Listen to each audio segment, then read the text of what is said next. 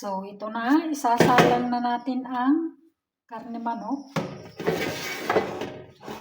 Ito ay karne manok. Ito yung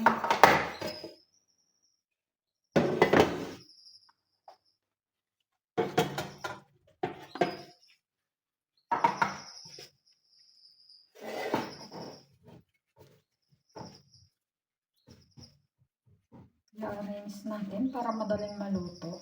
Ito ay chicken. Ito yung chicken na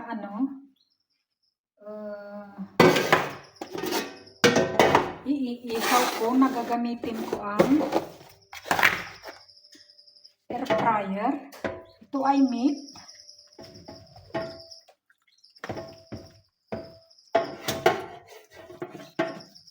Parang iba na.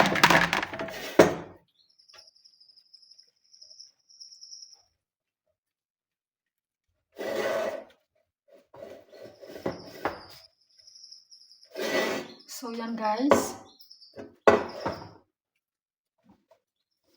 Para madali lang siyang maluto. In 15 minutes maybe.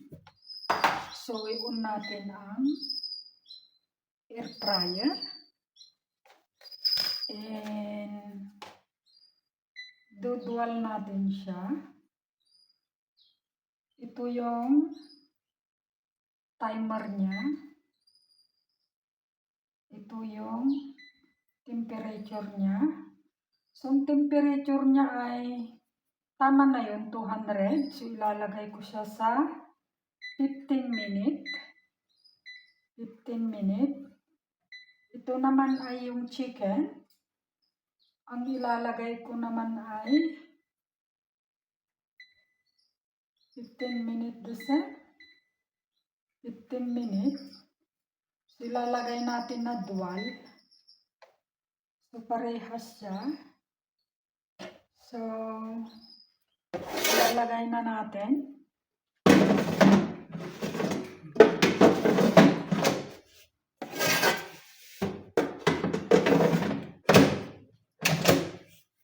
So, ito na yung start. Start natin siya. So, in 15 minutes, makikita natin dito kung tapos na siya. So, in 10 minutes, tapos na.